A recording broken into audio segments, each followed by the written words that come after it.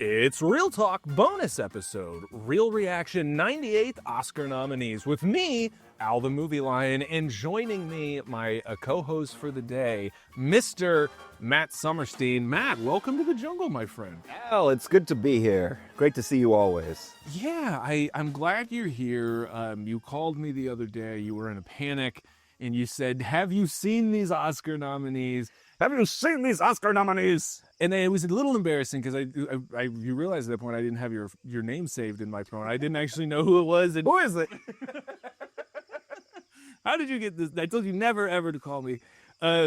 We eventually figured it out, and I had not looked at them, and it was decided we should record. We should do a little reaction. Heck yeah.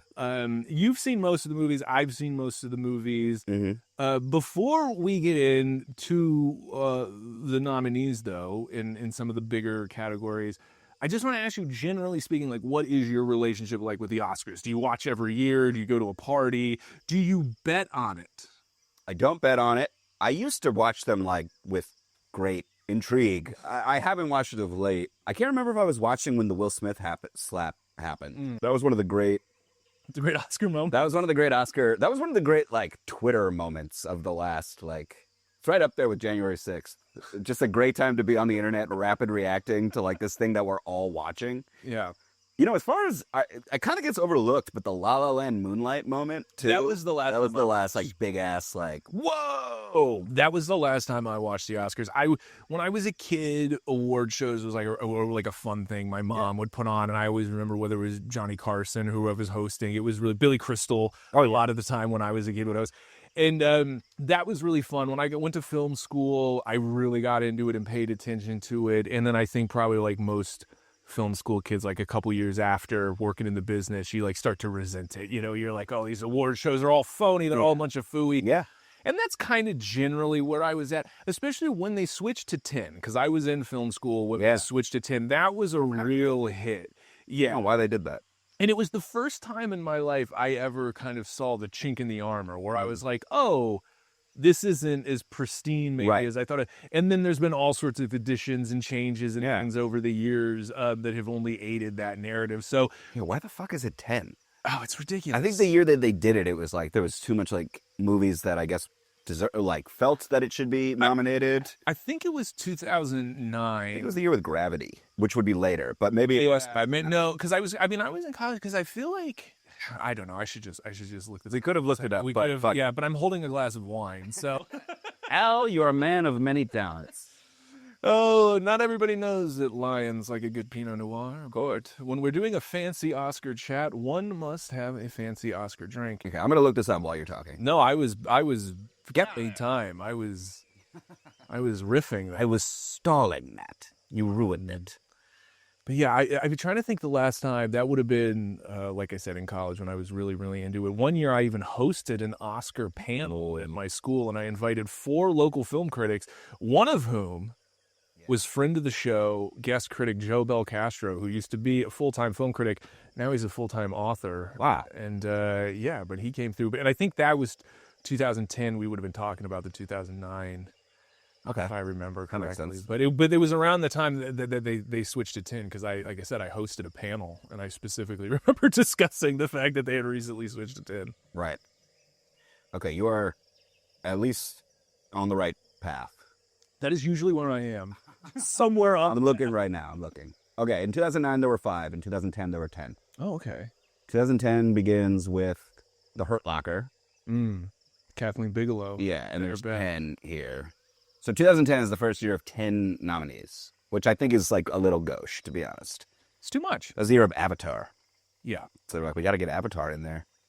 And that's the problem is that if you have 10 nominees, it's just, I mean, you're basically nominating a film a month for an Oscar. It's a little much. It's too much. And we'll get into it. We'll end our discussion today with the Best Picture candidates because I do have some thoughts. Okay. And I feel like that is perhaps some of the most egregious of the snubs and the like. But we'll dive into it first here with a little category that I like to call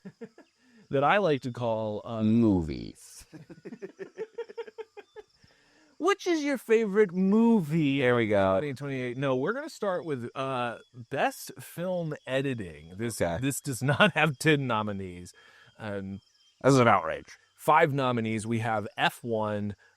We have Marty Supreme. We have One Battle After Another, Sentimental Value, and Sinners. There's a little slice of everything in here. Sentimental Value is a very intimate, close, personal story. We have F1, which is a sports movie, an action movie. You have Marty Supreme as another sports movie, but kind of another completely crazy romp. Sinners is a vampire. Yeah, right. A horror movie. It's horror vampire thing. So yeah, and of course we've got One Battle After Another. I guess what we'll do here, Matt, Yeah. is I'll ask you flat out, who do you think will win? Nothing about Matt. I don't really remember the editing from any of these movies. I'm glad we started here. Well, I feel like F1 might win a lot of technical awards unless Avatar's in the same category. I also have a sneaking suspicion that just because of societal function, that Sinners is going to win like every award, whether or not deserved or not. I'm liking that Josh Safdie was a part of the editing of Marty Supreme, though. But to me, I don't have like a clear-cut winner. And to be honest, I didn't see F1 and I didn't see Sentimental Value. So, well, this is a great way to start. No, this is good. We're diving right in. You're like most of the Academy who doesn't watch. Yeah, of course. The majority of these films. Right. Yeah, look, I've seen all these pictures. I think that, to your point, Sinners will probably pick up the win largely because of this one-shot sort of dance. Oh yeah, that's an amazing scene. And it, it's a oneer, so it's certainly not necessarily known for its Edited. But I do think people remember the presentation of that film maybe more than the substance. I don't mean that as a slight. Or even One Battle After Another definitely has great sequences, like a car chase with this very hypnotic through the sort of hill. Oh yeah, that is a very well edited sequence. But I would be remiss as someone who saw F1. The editing and the cinematography for the race scenes is phenomenal. Yeah. Like it is as state of the art as it gets. So it's really going to come down. I think if it's about emotion, it's going to be One Battle. I think if it's about sort of cultural impact, it's going to be Sinners. And if it just comes down to technicality, I think it's going to be F1. But yeah, I mean, I don't know that Marty Supreme or Sentimental Value will really be contenders here. Yeah. If I had to put money down on one of them winning, I'm going to go with One Battle After Another because of the length. That might just be something that the Academy leaned on. People take in mind, yeah. That would I be can see that. pick. I wouldn't really be upset if any of these movies took it home, but agreed. And I kind of feel that way throughout every category for the most part, but sure. Do you feel like anybody got snubbed? Is there anybody that you remember this year? I mean, a couple standouts that I'll throw out there. I mean, a movie that really seemed to have a big impact on people and definitely chronologically played around was a movie like Weapons. Oh, yeah. Personally, I'm a little shocked that Avatar didn't get a nod here. I mean, that, if anything, is an incredible achievement in editing. Yeah, no. I think, I mean, like, Avatar should be in every filmmaking category, as they're basically like inventing their own fucking thing there. But yeah, I thought the edit of One Battle was really solid, and I liked how I didn't Sinners open with a jump scare or no. Yeah, I mean, you could say that in the Josh when he comes jumping in, yeah, right, spooking everybody. All right, well, cool, yeah. Film editing, it sounds like you're not necessarily going to land on one, but... Yeah. All right, planning on it. Look, again, this is how we're going to start this thing. Matt's sitting on the fence. That's how I love it. All right, so... I'm going to go Sinners. I think Sinners is going to win it. Sinners is your bet? All right, I love it. Sinners, I got One Battle After Another locked in there. Moving on now, let's jump into cinematography. Okay. Right? We've got some fun. We have Frankenstein, Marty Supreme, One Battle After Another, Sinners, and Train Dreams. I have not seen Train Dreams, although I have fallen asleep and dreamed on the train many times. But you have seen Train Dreams? Or no, you have not seen Train Dreams either. Okay, good. This is wonderful. I'm so glad we got together to discuss these films. So clearly cinematography, we're not going to consider Train Dreams. Yeah, I guess not. But look, I mean, the others between Marty and Sinners and Frankenstein, and I'll just ask you now, what are your general thoughts on a movie like Frankenstein? I'm legitimately shocked this movie got nominated for anything. I thought it was a pretty weak offering by Guillermo. Am I wrong? I like it, but it is polarizing. People either really were like, this is so boring and stupid, or you really liked it. But I did really enjoy it. I enjoyed the last hour of the movie significantly more than the first hour and a half of the movie. Sure. I just didn't feel like it offered enough on any level. Again, I don't know that I would call it a bad movie, but if we're talking about Oscar contention and if we're talking about the catalog of Guillermo del Toro, I mean, this to me... No, it's not his best at all. Yeah, I mean, it's closer to a Pacific Rim to me than... I love Pacific Rim. No, Yes. I mean, A bad movie. A popcorn movie. like, I mean, you have a female lead with nothing to do. Absolutely nothing to do. Like, she... just no arc at all. And anyway... All right, cinematography. If you had to pick one that you think will win, I probably not Train Dreams, but maybe I would probably go Sinners again. I think that's really fair. I think that's what if I had to pick who I think will win, I think Sinners would kind of comes back to that oneer. Yeah. And it is really rich and beautiful, and the lights and the texture and the color. I mean, all of these are really strong. And Marty Supreme too has a very distinct look and an energy to it that the cinematography is very conscious and aware of. But yeah, I think it sounds like we agree. Sinners is probably going to take the win here. Okay, let's not. I was going to say casting, but there's a couple ones we haven't seen in there. Did you happen to see, I think Marty Supreme will win that because of, like, the stunt casting of, like, actual New York people. I mean, it should. It's the most well-casted fucking film I've ever seen, maybe. Well, I love the cast of One Battle as well, but with that, I feel like they really underutilized Regina Hall, unfortunately, because I'm a big fan of hers, and she kind of didn't have a lot to do. But there is a really nice, especially with the guys in the beginning. You have Wood Harris, you have one of the Haim sisters. Well, I think Guillermo del Toro is perfect. Sean Penn is an inspired choice. They found Jake and Trinity. Did I say Guillermo del Toro? You did. I was very... No, his cousin Benicio, his brother. His little bro, Benicio del Toro, the Del Toro boys. Yeah, little bro Benicio. Those Toros. Little burrito boys. Well, no, exactly. That might need to get cut. Yeah, no, please. So leave it in. I'll tag your account. With the casting, I would go Marty Supreme. Yeah, no, I agree. I mean, the nominees are Hamnet, Marty Supreme, One Battle After Another, Secret Agent, and Sinners. And I think the casting in Marty Supreme is so inspired and authentic and interesting. And you have people that are unrecognizable. You have people that are instantly recognizable. Right. Somehow create characters who are like first-time actors. I mean, it's Mr. Wonderful. Oh yeah, I mean, from him to... Or is that who that is? Kevin O'Leary is Mr. Wonderful? Yeah. What a prick. But even what's his face?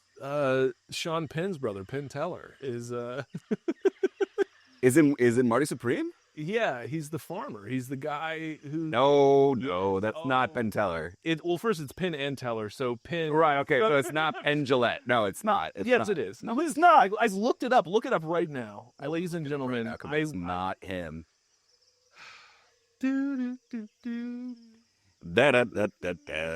Also, you got Lukey Lunchbox, who's like a New York influencer, is the fat guy that thinks on balls. Of course. Abel Ferrara. Yeah. Perfect. Conan O'Brien's favorite. Right. Okay, that's a great... Fran Drescher. All right. Fran Drescher, underutilized.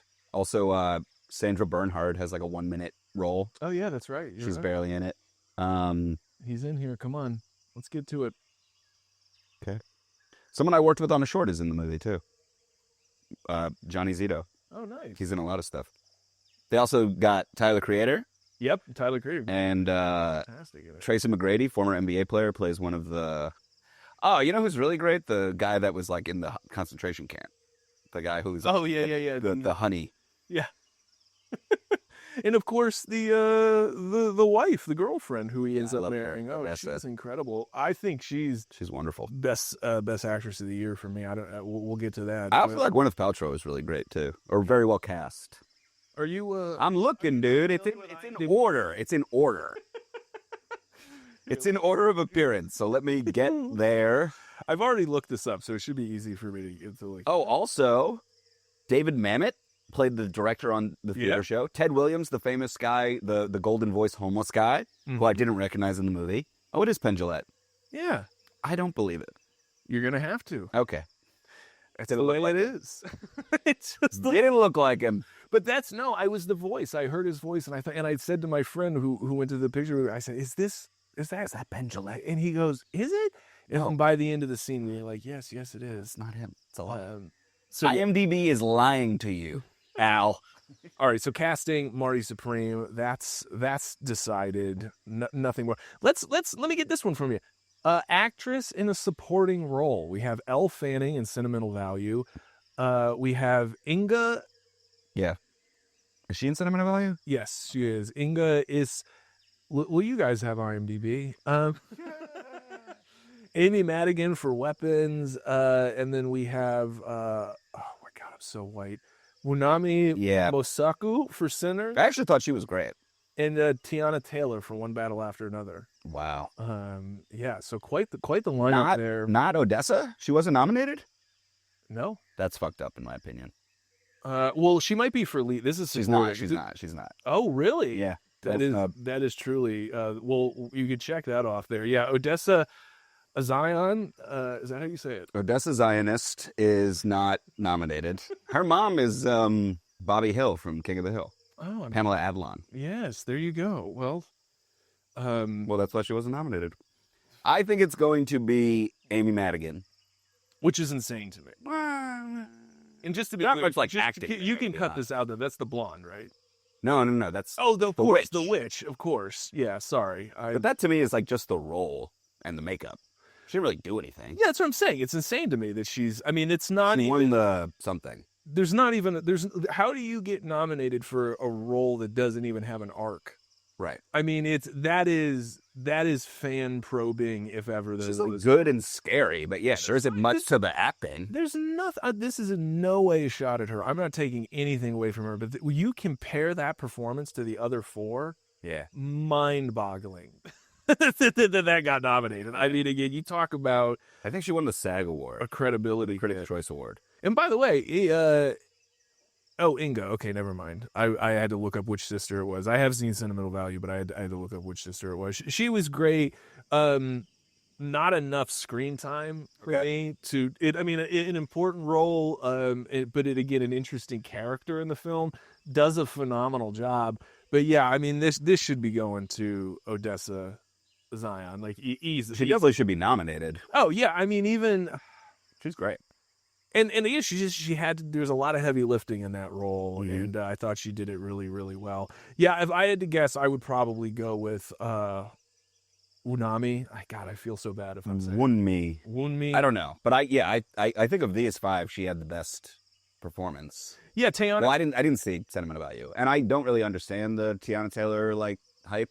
I love the character that Tiana plays, a little bit, but very much one note. And I mean that in a performance sense, again, not a shot at her, but just in the fact that she's just a badass. The second note of the character comes in her absence. Right. It's her presence is very much so. Yeah, I think probably Sinners gets the win here. Well, we'll keep it going with the actresses. Actress in a leading role. We have Jessie Buckley in Hamnet, which neither one of us has seen. Rose Byrne in If I Had Legs, I'd Kick You. Neither one of us has seen that. Kate Hudson in Song Blue. Again, neither one of us has seen that. Renee Rensiv. Again, I'm illiterate. In Sentimental Value, which I have seen, and Emma Stone in Begonia, which neither one of us has. Oh, I'm sorry. No, sorry. I literally thought Emma Watson. I was thinking Emma Watson Hamnet. I saw the one word. Of course, we've seen Emma Stone in Begonia. She's great. Yeah, I mean, again, I don't know if we're disqualified from this because we haven't seen enough of that, but that's an easy vote for me for Emma Stone. I thought she was fantastic. I think it's all but locked up for the girl from Hamnet, though. Which one? Jessie Buckley. Sorry, which one? Again, I'm over here thinking Emma Watson is still nominated. Yeah, I mean, I really want. I've got to see. Yeah, I got to see it. I'm excited to check it out. I've got a short list left of movies I need to see. I've heard really great things about it. If I Had Legs, I'd Kick You, though. So it would not surprise me. So they split the Golden Globe. Best Actress into 2 categories, and those are the 2 that won: Rose Byrne and Jessie Buckley. Wait, what do you mean they split it into 2 categories? They do like musical or comedy. Oh, yeah, I thought you meant they just took Best Actress and split it. They're like, you know what, you women, someone come up here and take this. Look, I know we kind of shit on the Oscars earlier, right before our Oscar special here, but the Golden Globes are useless. Golden Globes are truly a joke, like, in my yeah, opinion. no, same. Like, The Bobby Kennedy, Emilio Estevez Bobby Kennedy movie won Best Picture at one point. yeah. It wasn't even nominated for Best Picture for the Oscars. No, I'm a little shocked sometimes when people like text me and they go, "Are you watching the Golden Globes?" and things like that. Well, they're like a fun award show. No, they are fun to watch, but I mean that's like a. I think it's a joke. The movies that they pick and the awards that they give out. But that's like, to me, like, tune in to the next day to see the 20-minute opening act, and that's all you need. Because, yeah, I tried this year to watch it, and I did about 15 minutes, and it was so smarmy. I had to go take a shower. And all right, next up, we have actor in a supporting role. Okay. We got some in-family fighting here. We've got nominees like Benicio del Toro for One Battle After Another, Jacob Elordi for Frankenstein, Delroy Lindo for Sinners, Sean Penn, One Battle After Another, Stellan Skarsgård for Sentimental Value. Let me ask you, who would you pick? My pick is Benicio. Yeah. But I don't think he's going to win. I also think Delroy Lindo is really great. And he's one of my favorite actors, so I'm glad that he got the nomination, even though he's probably not going to win. Stellan Skarsgård, I didn't see the movie, but Stellan Skarsgård won the Golden Globe for Best Supporting Actor, but it's European press, and he is a European actor, so it's possible. But I do think it'll be Sean Penn, who I think is great, but Benicio, and it might not even be acting, it might just be the role. I love him in that movie. That's like my favorite performance of the entire year, is Benicio del Toro in One Battle After Another. But I would also add that Jesse Plemons should be in here, or maybe Best Actor in a Leading Role. I would say, he was a lead. I would throw him in for the lead. So we'll come back. Okay. To that. But yeah, look, for me, this is easy. It's Sean Penn in One Battle After Another. I love the Benicio del Toro character so much. I'm right there with you. It's my favorite part of the movie. It's so much fun. But again, Sean Penn just has 5 times as much screen time. He just has more.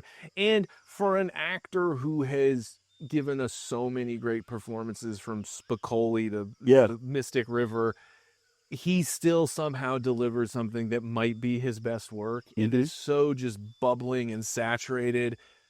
That was great. I've got to go. Yeah, it's going to go Sean Penn. The sentimental pick, I mean, if the Oscars was ever going to do an upset, I mean, Delroy Lindo, I think a lot of people, that would be really cool for him to be able to say he's an Oscar winner. But I do think it's Sean Penn. And again, Skarsgård, phenomenal job, but it's a very pensive role. It's not a role that, again, requires this range. There's a lot of screen time. There's a lot of control, but he's also, it's a very sort of muted character. I'm not saying he doesn't deserve the nomination, but compared to Benicio and Sean Penn, I mean, for me, the other 4 might as well stay at home. I mean, there's this, or the other 3. It just comes down one of to those 2. And Jacob Elordi, just forget about it. It doesn't even belong. Yeah, it doesn't even do anything. This is a fucking joke. That brings us to actor in a leading role. We have Mr. T. Shar, as he is known in Marty Supreme. Leonardo DiCaprio. I wasn't familiar with him before this one. One Battle After Another. Ethan Hawke in Blue Moon, and we have Michael B. Jordan in Sinners, and as well as Wagner Moura in The Secret Agent, which I almost watched last night and then saw the runtime and went to bed instead. But let me ask you this, because this is the real question. Timothy or Leo? Who gives the better performance? It's just 100% going to be Timothée Chalamet. There's just no question. Just because of the politics of, I do think he's fantastic in the movie. I really like the movie. He, and to me, the Oscars are not, even acting awards are more just like charisma awards. And his character is just so wonderfully charismatic, and he came close to winning last year, and everyone in Hollywood loves him, and it's a Hollywood popularity contest. There's no question in my mind that Timothée Chalamet is going to win Best Actor.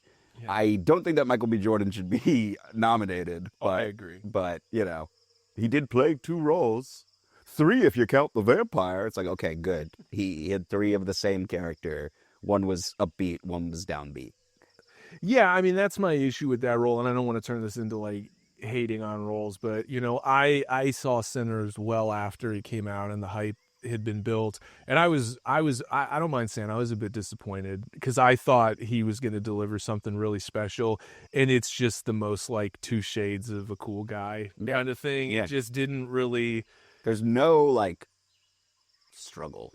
Yeah. There's no, like, internal turmoil that isn't, like, happening right in front of his character, basically. Well, in the distinction, I mean, it's just...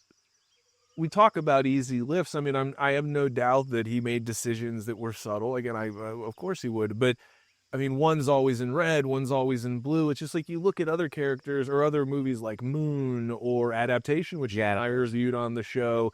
Even in the same year, Mickey 17, which comes out, and you have Robert Pattinson playing 2 characters. All of them seem to be better examples of one person creating 2 distinctly different... Smokes and Stack feel like they're kind of just be one. Yeah. So you talk about politics. Yeah, that's why he's in here. Ethan Hawke, have not seen Blue Moon. I saw Blue Moon. Ethan Hawke is great, but he's not gonna... He really gives a fantastic performance, but it's just not gonna... Not enough people saw it. Of course. Well, okay, copy that. Marty Supreme. And I agree with you. I think Leo had his big win a few years ago. Yeah. He's going to have to reinvent the wheel to win another Oscar. Probably. I mean, he's just... And to be fair, a lot of his performances are very on the similar... Yeah. He's Leonardo DiCaprio. I think he's good in it, but, I mean, I like the character, and he is a star. I've heard that Wagner Moura is really terrific, too, but I haven't seen the movie. Yeah, same. Okay. I want to find... Seems odd that Joel Edgerton wasn't nominated, even though we haven't seen Train Dreams, but, like, that was like a movie that you figure quiet man going through, like, a journey of I've done something bad. Well, that's your sentimental value. True. Okay. I think that's who's getting that one. All right. Up next, we've got directing. We have Chloe Zhao. Chloe Zhao, thank you, for Hamnet. We have Marty Supreme, Josh Safdie, Paul Thomas Anderson for One Battle After Another. We have Joachim Trier. Or Joachim Trier, I don't know. Thank you. No, please. I love how you jump in here and save me. For Sentimental Value. And then we have, is it Ryan Coogler? Googler? Ryan Googler. Well, right out of the gate, if let me ask you, who do you think will win? If you were picking one, who would you pick? I hope they give it to Ryan Coogler, because I just like Ryan Coogler. I think that Chloe Zhao will win. Has PTA won one? No. So maybe they give PTA it. I also love Marty Supreme. That's where I would go. I mean, I really don't think they will. Yeah, you think Safdie isn't there yet? I don't know. When I think about the movie, because here's the thing with One Battle, and I'm a little bit spoiled, or not spoiled, but I know it's spoiled by the fact I know that Benicio del Toro, when he came on, really had a lot to do with like adding things to the script, and it was again such a creative process where it seemed like a lot of people were contributing, and I don't know if that's more of a reason to give the direction props because he was able to kind of keep this whole thing going down the track, or if you go, well, is that if you're kind of almost handing the reins to other people at different points. Very personal movie, just like Sentimental Value was. So, man, I just say Safdie again because it goes back to the casting. And to me, the director's relationship with the cast and knowing that cast for Marty Supreme was just so all over the map. Yeah. That I feel like that's where I would lean. So for me, it's either PTA or Safdie. Nothing against Coogler, but Sinners is not a strong enough movie for it to get the win for me. As cool as that one was. I just feel like that'll carry it. Yeah, I mean, I also didn't like that. I didn't like that one. Look at you. You're the editor. You don't have to whisper. I don't like it. In my opinion, it was kind of stupid, but the whole movie was a little too flashy for me, if I'm honest. I felt like it's like, okay, I see what you're doing. I also just need to point out here, I think it is a goddamn travesty, and another reason the Academy Awards is a fucking hoax. The James Cameron did not get nominated. Oh yeah, that's ridiculous. That is beyond that is actually crazy. insane to me that one of our greatest living directors has spent almost every year of this century working on one franchise, created something that is without a doubt the peak of visual storytelling, and he doesn't even get a nod. It is actually ridiculous. It's beyond ridiculous. I was prepared to be upset when he didn't win, so this is me just saying, I do love Avatar Fire and Ash as well. Me too. I thought it was really great.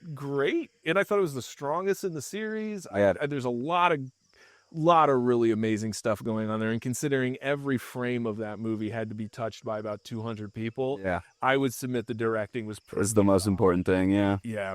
All right, my man. Well, that brings us to the final category of Best Picture. There are 10, so I got to go through them fast here. Begonia, F1, Frankenstein, Hamnet, Marty Supreme, One Battle After Another, The Secret Agent, Sentimental Value, Sinners, and Train Dreams. It's pretty bizarre that Avatar isn't nominated here either. I mean, I think James Cameron fucking movie. Yeah, he must have. Or we're just burnt out on it. It's enough already. But 9 hours of this. But that's my problem, because the Academy Awards shouldn't get burnt out on technical innovation. It's the Academy of motion picture and science. Right. This is insane. It is actually crazy. It's just completely corrupt. I mean, the fact that fucking Frankenstein got nominated for Best Picture is bizarre.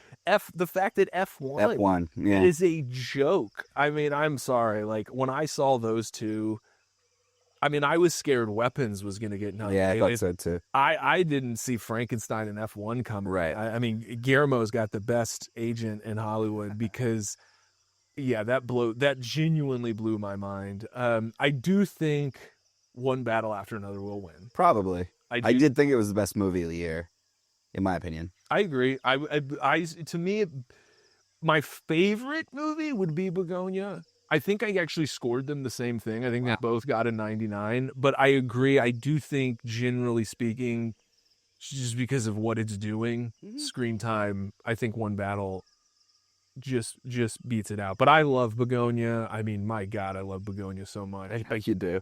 Oh, and we didn't. Speaking of, Jesse Plemons. Jesse Plemons should have been nominated for Best Actor, no question. He's amazing in that movie. So good, so good. Yeah. And the fact that Emma got nominated. Yeah, and he didn't. He definitely should have been. I mean, wait. Frankenstein was supporting. I was going to say get rid of him. Oh, yeah. Supporting character. Well, all right then. So it sounds like you're going. I think One Battle After Another will win. I have this sneaking suspicion that there's going to be like a social justice moment for Sinners and it will win every award. Mm-hmm. But just because Hollywood wants to kiss their own asses. I don't think it's going to win, but I love Marty Supreme. I thought Marty Supreme was a fantastic movie. Not like, is this good? Is this right or wrong? Was I supremely entertained? I was. I loved Marty Supreme. But I also love One Battle After Another.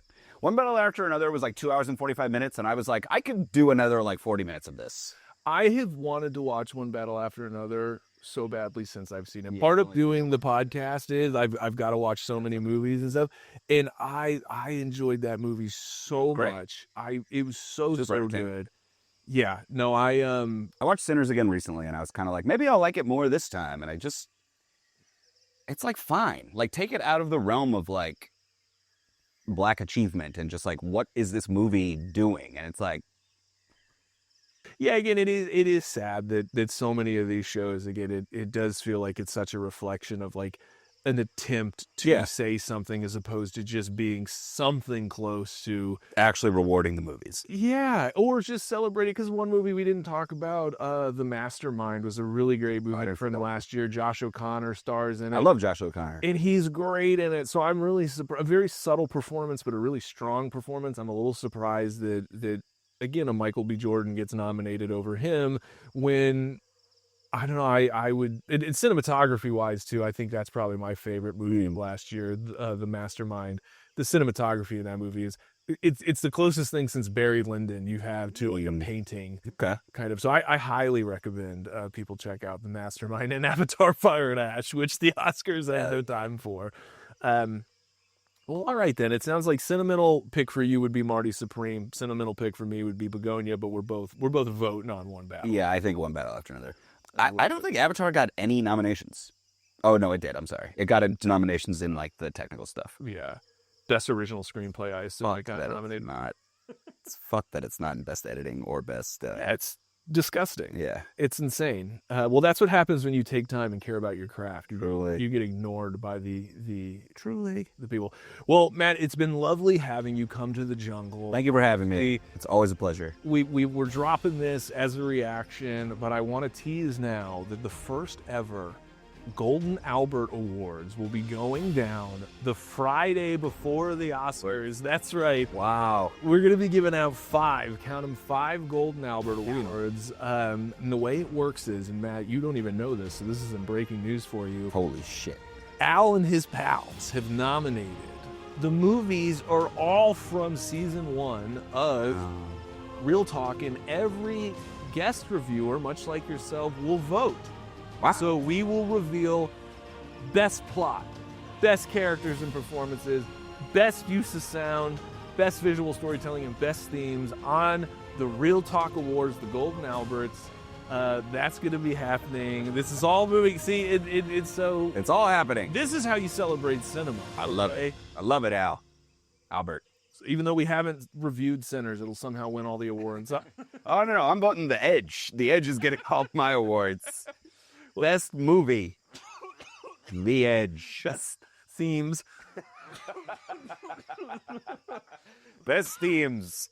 Oh, best use of bear. Best use of bear chasing Anthony Hopkins.